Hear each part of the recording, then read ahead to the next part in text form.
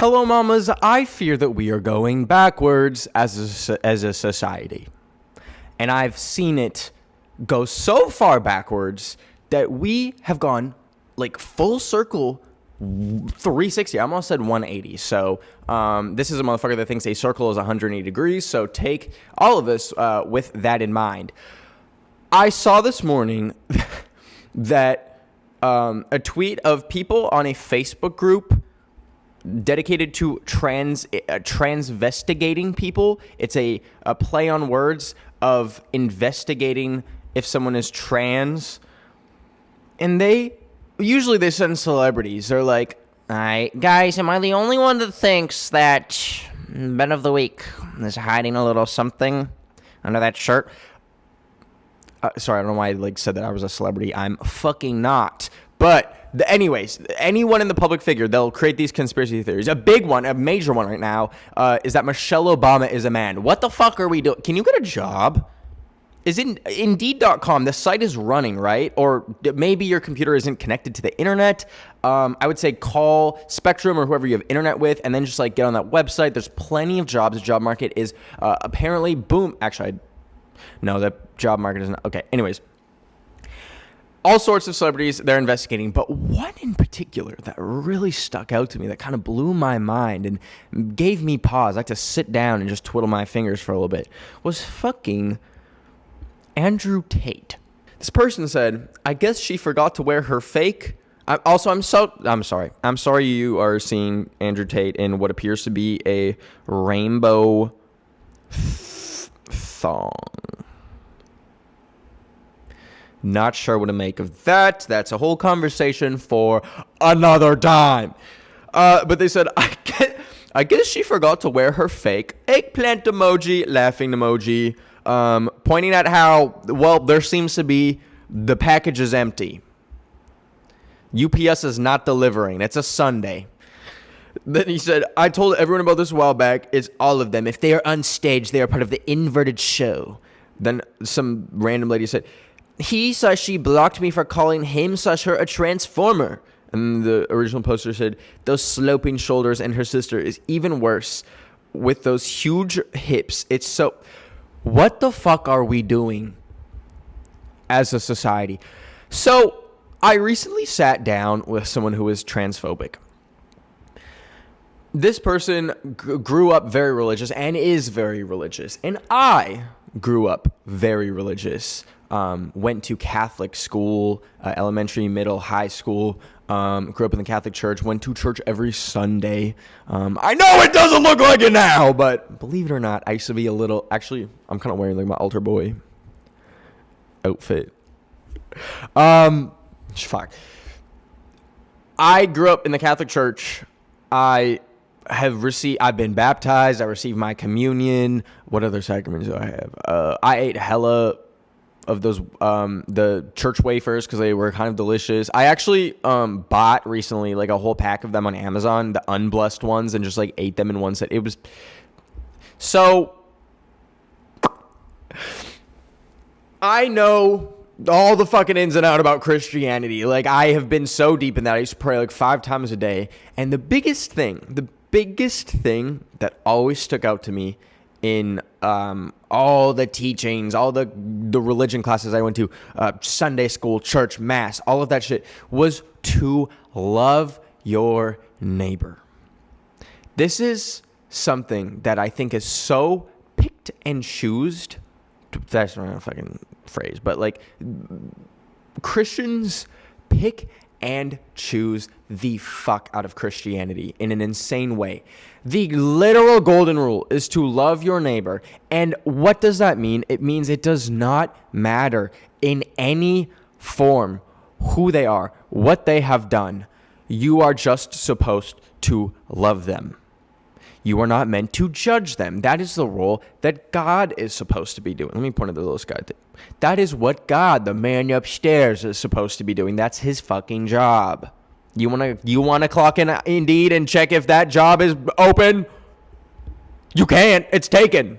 By Jesus. Okay, now I sound like an actual fucking pastor. Let me reiterate that I am not Catholic anymore or religious at all. I just want to say what I grew up with knowing. You're not supposed to judge anyone. That's like literally one of the most important things as a Christian. You just love your neighbor. And that has been lost on so many people. It's so crazy, but I feel like sometimes some of the most hateful people that I meet and see are the most religious. It's like a catch-22. I don't understand why that is.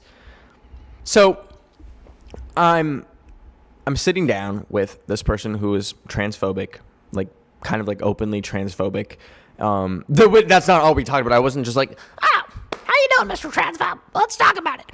But trans people ended up coming up in conversation.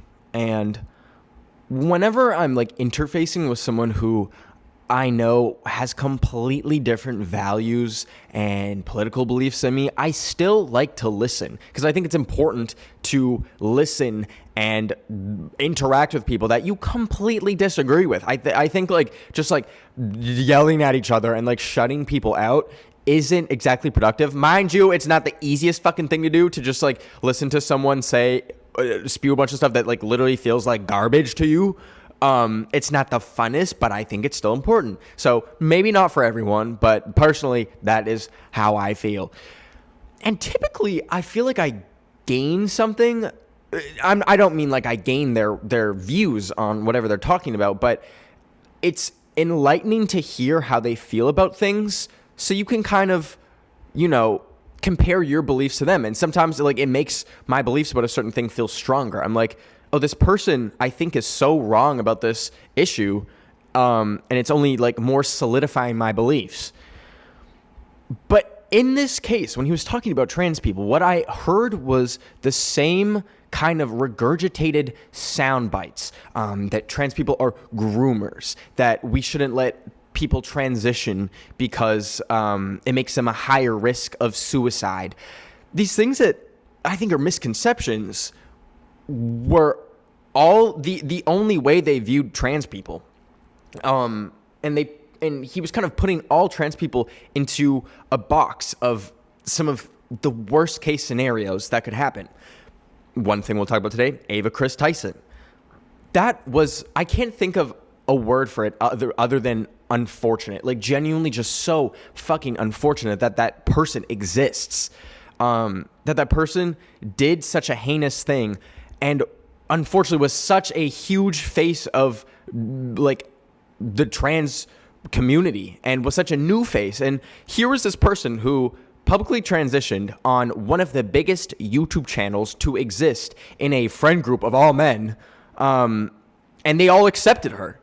And then it's like the perfect storm that transphobic people were waiting for. They were waiting for the moment that someone who was high profile, that was just in the LGBTQ community, got caught doing something disgusting, and then boom, they have like an example. They have an example of proof that a trans person can be a groomer or a pedophile or a child molester. But guess what? The same way that a trans person or a gay person or anyone in the LGBTQ community can be a groomer, a predator, a child molester, is the same way that a priest could be a groomer or a child molester or a teacher or someone that works at fucking TJ Maxx. Because believe it or not, it's almost like someone's crimes are not an exact product of their identity. It exists regardless of your identity. The horrors of that are everywhere, unfortunately. But that's the reality of it. So, just so fucking unfortunate that that person exists. And I hope they rot. But another kind of case where I really have seen this like spill over, like transphobia spill over into ways that I never even thought it could, was the boxer I'm gonna fuck the name up. Imani Khalif. Iman See. Oh, God damn it. I should have looked up the phonetic spelling. I'm sorry. This woman was born a female, is a female. She is an Olympic boxer from Algeria. Let me even see if I fucking got that right. Like, Algeria. I got that right. She is doing incredible. Like, knocking it out of the fucking park. Literally knocking them out of the park at the Olympics. And then people are starting to bring up that she was, I believe, disqualified from a 2023 competition. And I think it was because her testosterone levels were too high. Now, mind you, she's provided proof. She's provided like literal fucking baby photos, which she should not have to do, that she was born a girl. She's like, hey, you motherfuckers, here's me at 6 years old as a fucking girl, you dumbasses. Like, what are you doing? And people are just like losing their minds that she's like allowed to compete. They're calling her a man. Transphobia spills into other aspects of life because if you like, it's literally affecting like cis women at this point. It's fucking crazy. It's so crazy because believe it or not, there are many different types of humans and there's so many little different parts in the human body. If you took fucking middle school science or biology, you would know that all women naturally have testosterone. And this woman, boxer, has naturally higher levels. That doesn't make her a man, you fucking idiots. Oh my God. Oh my.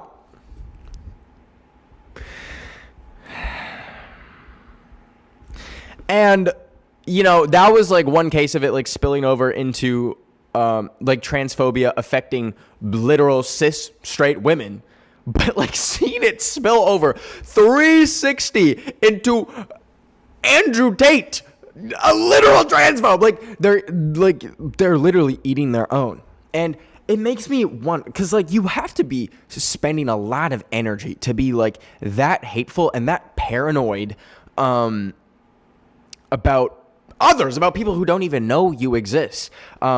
And to spend that much time like demonizing them as like blaming them as the problem for all of society. I always see, and I never understand it, but I always see like people point to trans people or the LGBTQ community at a whole and use them as like a scapegoat for like any societal problems, or like, look at this fucked up world we live in.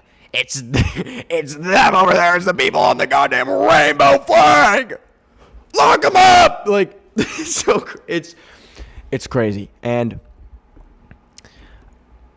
a lot of the time, listen. I really should clarify. I'm not saying that like all transphobic people are like Christians, or that like transphobia is a reflection of Christianity. Actually, I don't even fucking know that they even say anything about trans people in the Bible. No, I think there is like one passage. Okay, listen, here's like the thing about the Bible. Oh God. The thing about the Bible is it's like there will be literally one sentence that is like kind of alludes to something, but then it gets generally taken as like the Bible is against trans people, and then that's like the law of the land, which is so crazy to me. When there's so many other things that the Bible says that people just don't follow. Like, hey, what about the thing where it's like, don't eat fucking shellfish on like, what was it, like a certain day, or like Sunday, like don't eat shrimp or something. Who's at fucking Red Lobster when it's Shrimp Fest, bitch? Let's get a rosary check. Let's see how many of y'all have a Bible quote in your Facebook bio at Red Lobster during fucking Shrimp Fest on a Sunday. So, it is crazy though. Like, transphobia genuinely harms everyone, and that just kind of like hateful mindset to just approach someone as if they are like a demon, rather than, even if you disagree with their beliefs or unfortunately maybe their identity, why is your instinct to try and fight that? Why is your instinct to come from a judgmental place? If you're a true Christian, you know that it's not your place to fucking judge. If you are just a decent human being, you just let that person live. Like, you don't have to be a Christian to be a good person. I think you can 100% certainly be a good and moral person without having any religion at all. And I think, what's the new guy, the Kamala's new guy, the vice president, Tim Walz, or it's like, mind your own damn business. Mind your own damn business. It's so easy. Do you know how fucking weird it is? Do you know how actually bonkers, cuckoo, monkey nuts weird it is to be posting on Facebook about someone's genitals, being like, I have a cucumber in there. What the fuck are you doing? What are you doing? That's weird. That's really weird. And shout out to, I think it was Kamala Harris who came up with that, to just like call them fucking weird. Because yeah, what are you gonna do? Like, Trump had to go on national television to say, guys, I'm not weird, and it came off so much weirder. Like, that's fucking genius. That is so genius to call them weird. Because, you know, you could break apart the inner workings and the psychology of someone who is hateful or transphobic, as I fucking tried to do for the past 17 minutes. It's driving me insane. Or you could call them weird. Because it is weird to be that concerned about someone's private matters. That goes for like so many kind of things about, like, so many times that people attack the LGBTQ community. It's for things that they have no fucking business even butting their little nasty heads into. Why do you care what happens in like someone's bedroom? Why the fuck do you care someone's identity? Like, that's so bizarre. Also, I wanted to talk about, so one thing that really, one kind of like marker that I've seen, being like a shift away from like trans acceptance is, oh my God, I have a fucking hiccup coming. Listen, I don't have an editor anymore for this podcast anymore. This is just me running this shit. So the hiccups are staying in, okay? They're staying in, and you're going to have to deal with it. My province that I'm from, Alberta, Canada, shout out Alberta, baby. Except in this situation, our dumbass premier, whose name I don't even fucking remember because she's so annoying, put out like I think it was like a law about the start of this year. I think it was like January, that if you are a student at a school in Alberta and you are 16 or 17 and you want to go by a different name or different pronouns than what you were assigned at birth, your parents will be notified by the school. And if you are 15 or younger, you have to receive parental consent for that to happen. Mind you, and there was other things. I believe she also banned gender reassignment surgery. But just focusing in on literally just changing your names and pronouns. To have to notify your parents, you don't know what kind of fucking home situation someone has. If, say, you just like want to like be your, I don't know, like your non-binary self at school, because it's like the only place you have that's not home, where it could be potentially be like a dangerous place to share that with your family. You can now. Like, they will like literally phone your fucking parents and be like, did you know that your daughter goes by they, them? That's insane. And then like even further, a step further, like if you're 15 or younger, to like require like parental permission.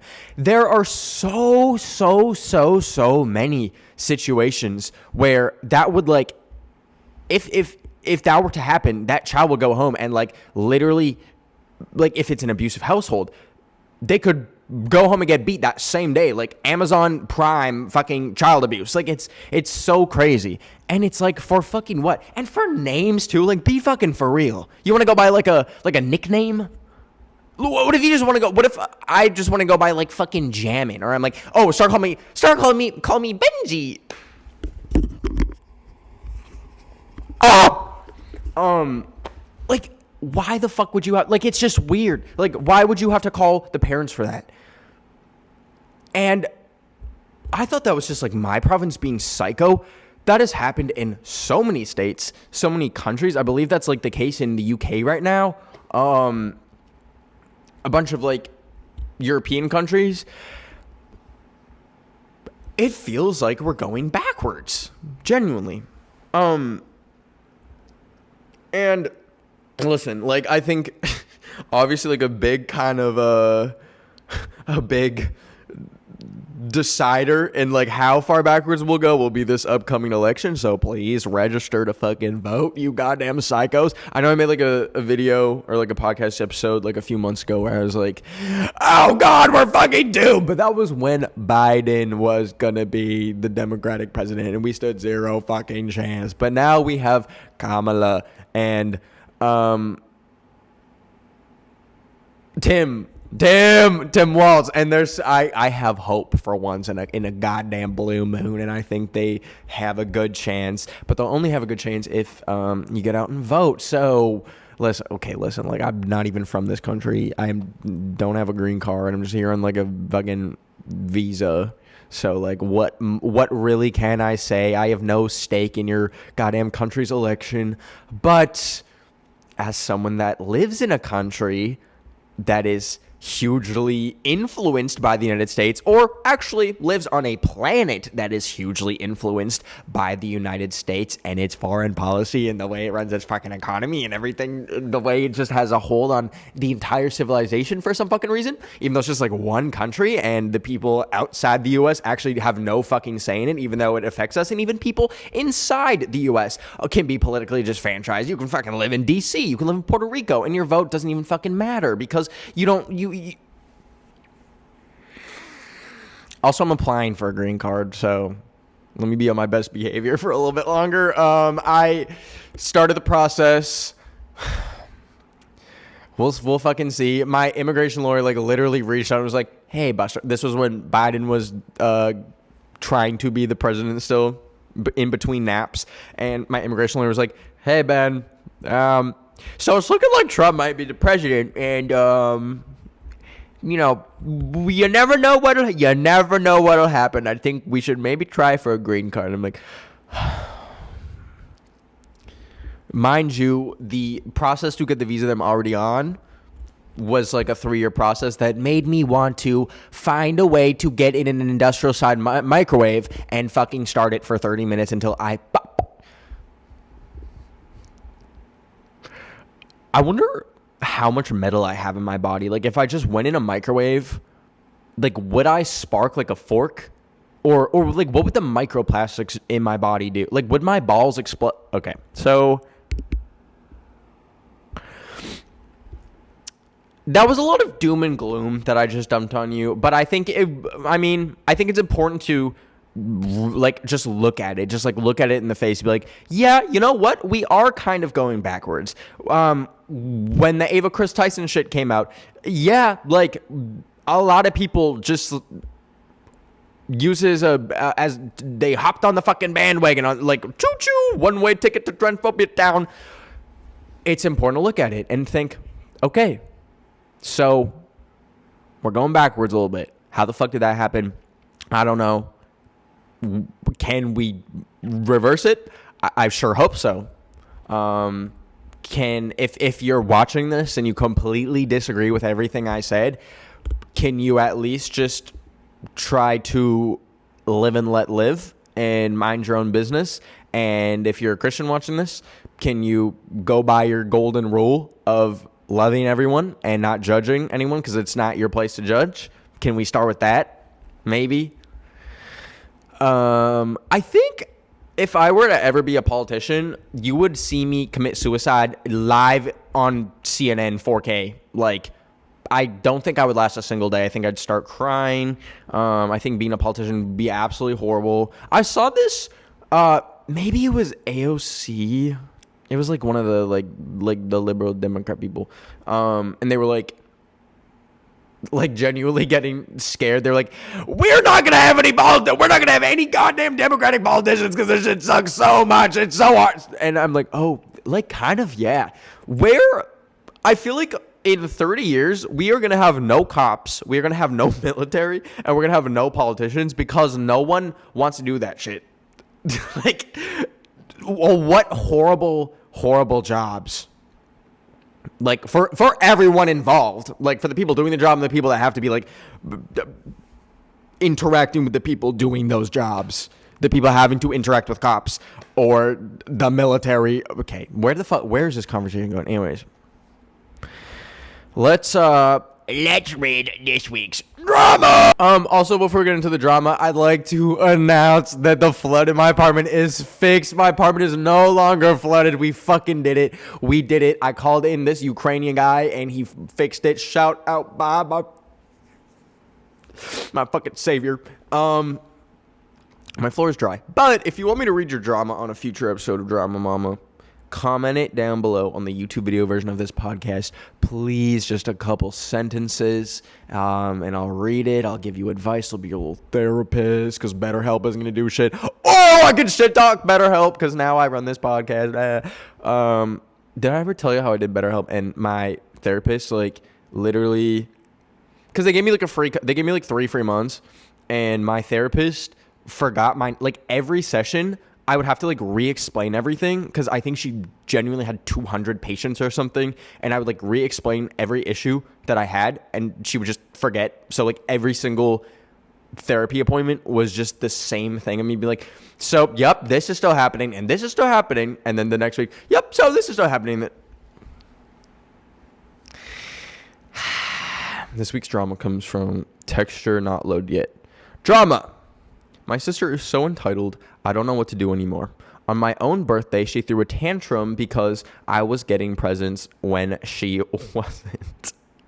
And she acts like a snob all the time. What do I do with her? She's literally older than me. I mean, that sounds like something your parents need to fucking deal with, but like, entitled people are like impossible to reason with. What the fuck is that? Reason with.